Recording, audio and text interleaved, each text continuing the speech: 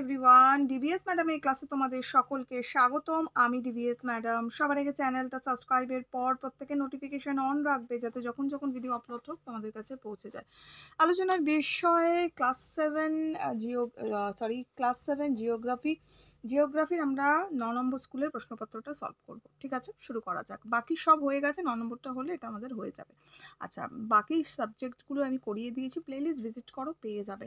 Math DVS ম্যাডামে এবার upload হওয়া শুরু হবে, সো ম্যাথ ডিভিএস ম্যাডামকে ফলো করবে ইংরাজি আর গণিতের জন্য। ঠিক আছে, বাকি তো এখানে পাচ্ছই। দেখো, শুরু করা যাক। দেখো কি বলেছে সঠিক উত্তরটি নির্বাচন করো। বলছে 21শে জুন তারিখকে মকর সংক্রান্তি, কর্কট সংক্রান্তি, মহাবিষুব নাকি জলবিষুব বলা হয়? এটা কর্কট সংক্রান্তি বলা হয়।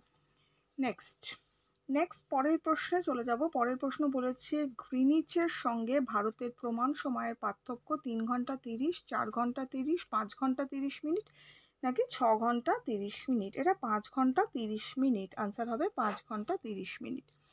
পরের প্রশ্ন আমাদের বলেছে এশিয়ার স্বর্ণরেণুর নদী বলে ইয়াংসি, ওয়াংহো, ইনিসি নাকি মেকং নদীকে? আচ্ছা, কাকে বলা হয় না? ইয়াংসিকে বলা হয়, সো আমরা ইয়াংসি করব।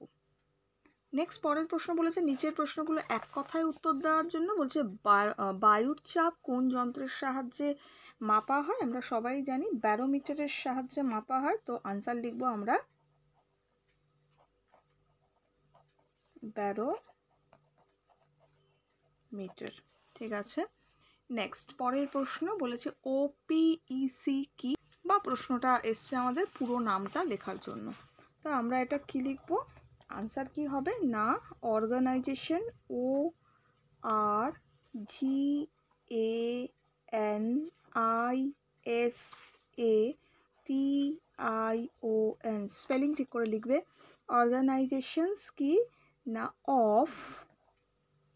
Of petroleum, P E T R O L E U M, petroleum, exporting, E X P O R T I N G, exporting countries, C O U N T R I E S, countries. তাহলে কি হলো না organisation of petroleum exporting country.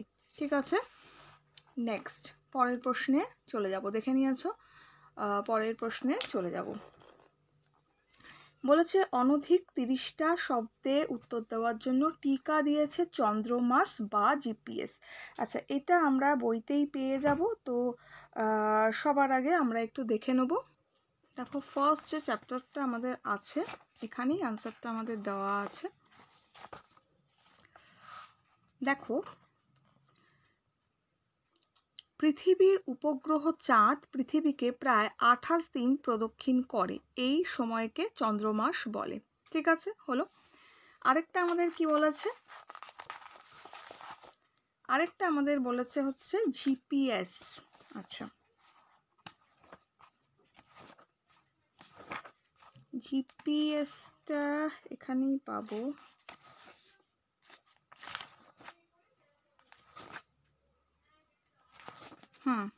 এটা হচ্ছে GPS.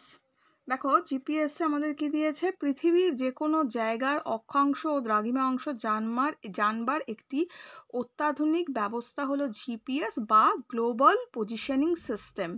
পৃথিবীর কৃত্রিম উপগ্রহ থেকে এই ব্যবস্থা কার্যকারী হয়। বর্তমানে জাহাজে, বিমানে, আধুনিক গাড়িতে, মোবাইল ফোনে জিপিএস থাকে। ক্লিয়ার হলো?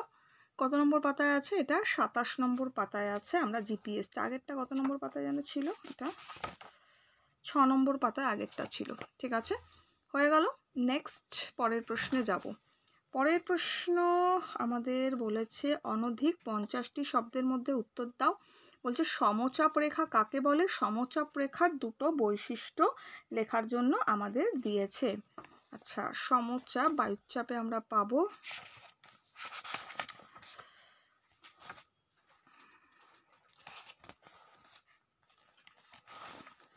দেখো, এখানটা আমরা পাবো সমচাপ কাকে বলে এবং সমচাপের দুটো বৈশিষ্ট্য আমাদের বলেছে, বলছে নির্দিষ্ট সময়ে একই পরিমাণ বায়ুচাপযুক্ত অঞ্চলগুলো মানচিত্রে যে রেখার দ্বারা যুক্ত করা হয় তাকে সমচাপ রেখা বলে।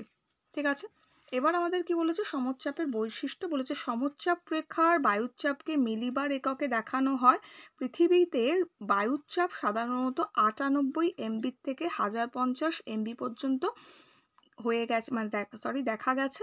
সমচাপ রেখা সাধারণত বায়ুচাপের পরিমাণগুলি সমুদ্রপৃষ্ঠের বায়ুচাপের হিসাব দেখানো হয়। নেক্সট, সমচাপ রেখাগুলো পরস্পরকে স্পর্শ বা অতিক্রম করতে পারে না। সমচাপ রেখাগুলো যেখানে পরস্পরকে খুব কাছাকাছি চলে আসে সেই অঞ্চলকে বায়ুচাপের পার্থক্য বেশি। ঠিক আছে, এখানে 4টে পয়েন্ট রয়েছে, আমরা নাম্বার ওয়াইজ একটু দেব, মাথায় থাকে যেন নাম্বার ওয়াইজ দিতে হবে। আমাদের সমচাপ রেখা কাকে বলে এর জন্য 1 নম্বর আছে, আর সমচাপ রেখার বৈশিষ্ট্যের জন্য 2 নম্বর আছে। সো 2টো পয়েন্ট দিলেও হবে, আবার যদি সময় থাকে 4টে পয়েন্ট দিয়ে দেবে, অসুবিধা কিছু নেই। ঠিক আছে, হলো। নেক্সট পরের প্রশ্ন আমাদের কি বলেছে, পরের প্রশ্ন বলেছে যে 5 নম্বর অক্ষরেখা ও দাগিমা রেখার পার্থক্যগুলো লেখার জন্য আমাদের দিয়েছে। দেখো দেখো এই যে অক্ষরেখা, এটা হচ্ছে অক্ষরেখা,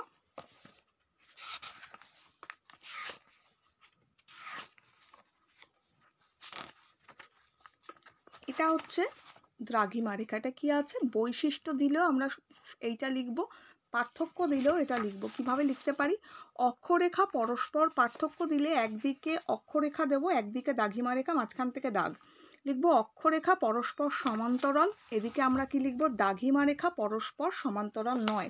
নেক্সট আমরা কি লিখব, অক্ষরেখাগুলো পূর্ণবৃত্ত হয়, এদিকে আমরা কি লিখব, দাঘিমা রেখাগুলো অর্ধবৃত্ত হয়। নেক্সট আমরা কি লিখব, অক্ষরেখার ডিগ্রিতে পরিমাপ করা হয়। নেক্সট আমরা কি লিখব, দাঘিমা রেখার মধ্যে দূরত্ব নিরক্ষরেখার কাছে বেশি হয়, অক্ষরেখার সঙ্গে মেরুর দিকে ক্রমশ দ্রুত কমে যায়। ঠিক আছে, এইভাবে যেগুলো যেগুলো পয়েন্টসগুলোর মধ্যে মিল আছে সেই পয়েন্টসগুলো আমরা দেব। ওকে, নেক্সট আমাদের বলেছে অক্ষরেখার পরিধি ক্রমশ মেরুর দিকে কমে যায়। এখানে আমাদের কি আছে, এই পয়েন্টের সঙ্গে 3 নম্বরের সঙ্গে এই পয়েন্টটা আমরা দেব। এবারে কি বলেছে, প্রত্যেকটা দাঘিমা রেখা উত্তর দক্ষিণ মেরুর দিকে মেরুতে গিয়ে মিশেছে। এটা আমাদের কি বলেছে, দেখো এটা আমাদের দিয়েছে 90 ডিগ্রি উত্তর এবং 90 ডিগ্রি দক্ষিণ হলো যথাক্রমে উত্তর মেরু এবং দক্ষিণ মেরু বিন্দু। এইটা এই পয়েন্টের সঙ্গে অ্যাড করব, এটা প্রত্যেকটা উত্তর দক্ষিণ দিকে যায়। এটা আমরা লিখব হচ্ছে অক্ষরেখার মান মেরুর দিকে বেড়ে যায়, এটার সঙ্গে আমরা দেব। তো পয়েন্টের সঙ্গে আমরা কিন্তু দেব। ঠিক আছে, অক্ষরেখা রেখার সবচেয়ে গুরুত্বপূর্ণ নিরক্ষরেখার মান 0 ডিগ্রি হয়। আর এখানে আমরা দেব, এখানে মানটা লেখা নেই, মানটা দিয়ে দেবে হচ্ছে দাঘিমা রেখার সর্বোচ্চ মান 180 ডিগ্রি আর সর্বনিম্ন 0 ডিগ্রি। ঠিক আছে, আমি যেভাবে বলছি এবার একটু দরকার পড়ে নোট করে নাও, দরকার পড়ে পজ করে করে শুনে নাও, বা আগে পিছে ভিডিওটা একটু এগিয়ে নিয়ে শুনে নেবে। ঠিক আছে, দেখো কি লিখতে পারো, সবার আগে লিখবো হচ্ছে অক্ষরেখা কাকে বলে আর দাঘিমা রেখা কাকে বলে। না, পৃথিবীর সম অক্ষরেখার অক্ষাংশযুক্ত স্থানগুলি যুক্ত করলে পূর্ব পশ্চিমে বিস্তৃত যে কাল্পনিক রেখা পাওয়া যায় তাকে অক্ষরেখা বলে। কি বললাম, পৃথিবীর সম অক্ষাংশযুক্ত স্থানগুলোকে যুক্ত করলে পূর্ব পশ্চিমে বিস্তৃত যে কাল্পনিক রেখা পাওয়া যায় তাকে অক্ষরেখা বলে। আর দাঘিমা রেখার ক্ষেত্রে আমরা লিখব, পৃথিবীর সম দ্রাঘিমাযুক্ত স্থানগুলোকে যুক্ত করলে উত্তর দক্ষিণে যে কাল্পনিক রেখা পাওয়া যায় তাকে দাঘিমা রেখা বলে। ঠিক আছে, এরপরে আমরা কি দেবো, আকৃতিতে দেব। না, অক্ষরেখাগুলো কি হয় না, পূর্ণবৃত্তাকার হয়, প্রতিটা অক্ষরেখা পরস্পরের সঙ্গে সমান্তরাল হয়। বাট দাঘিমা রেখাগুলো অর্ধবৃত্তাকার হয়, প্রতিটা দাঘিমা রেখা পরস্পরের সঙ্গে সমান্তরাল হয় না বা নয় বলতে পারি। ঠিক আছে, নেক্সট আমরা কি পয়েন্ট দিতে পারি, না আমরা দিতে পারি অক্ষরেখার সর্বোচ্চ মান 90 ডিগ্রি এবং সর্বনিম্ন 0 ডিগ্রি, আর দাঘিমা রেখার সর্বোচ্চ মান 180 ডিগ্রি, সর্বনিম্ন মান কত, না 0 ডিগ্রি। ওকে, আমাদের কত নম্বরের প্রশ্নে দিয়েছে, এটা আমাদের 5 নম্বরের প্রশ্নে দিয়েছে। সো আমাদের আরও 2-3টা পয়েন্ট দিতে হবে, আরও 2টো পয়েন্ট তো আমরা দিতেই হবে। আরেকটা আমরা দিতে পারি যে নিরক্ষরেখা উভয় দিকে সমান্তরালভাবে 1 ডিগ্রি অন্তর 89টি বৃত্তাকার অক্ষরেখা টানা যায়। কি বললাম, নিরক্ষরেখার উভয় দিকে সমান্তরালভাবে 1 ডিগ্রি অন্তর 89টি বৃত্তাকার অক্ষরেখা টানা যায়, আর মূল মধ্যরেখার উভয় দিকে 180 ডিগ্রি অর্ধবৃত্তাকার দ্রাঘিমা রেখা টানা যায়। ঠিক আছে, এটা আমরা বলতে পারবো। আরেকটা আমরা কি দিতে পারি না, আমরা দিতে পারি যে অক্ষরেখাগুলোর পরিধি নিরক্ষরেখার থেকে উভয় মেরুর দিকে ক্রমশ কমতে কমতে অবশেষে দুটো বিন্দুতে পরিণত হয়। কি বললাম? অক্ষরেখাগুলির পরিধি নিরক্ষরেখার থেকে উভয় মেরুর দিকে ক্রমশ কমতে কমতে অবশেষে দুটো বিন্দুতে পরিণত হয়, আর দ্রাঘিমা রেখাগুলোর পরিধি সর্বত্র সমান থাকে। ঠিক আছে, আরেকটা পয়েন্ট জেনে রাখো, আরেকটা বলে দিচ্ছি যেটা সোজা হবে, লিখবে যে একই অক্ষরেখার উপর অবস্থিত বিভিন্ন স্থানের স্থানীয় সময়ের মধ্যে পার্থক্য দেখা যায়, আর একই দ্রাঘিমা রেখার উপর অবস্থিত বিভিন্ন স্থানের স্থানীয় সময়ের একই রকম থাকে, কোনো পার্থক্য দেখা যায় না, একই রকম থাকে। এইভাবে অক্ষরেখা দ্রাঘিমা রেখার মধ্যে পার্থক্য দেবে। আমি বড় প্রশ্ন যখন দেব অলরেডি লিখিয়ে দেবো সেটা আমি। ঠিক আছে, এটা আজকে একটু বলে দিলাম, জেনে রেখো। নেক্সট হয়ে গেল, তাহলে আমাদের ডিসকাশনটা হয়ে গেল। তো এগুলো একটু ভালো করে পড়বে। ও আরেকটা প্রশ্ন রয়েছে, এটা একটু বলে দিই। নেক্সট বলেছে চিত্রসহ অপসুর ও অনুসুরের অবস্থান বর্ণনা করো। চিত্রসহ অপসুর আর অনুসুরের অবস্থান, না এটা এদিকেই পাবো আমরা।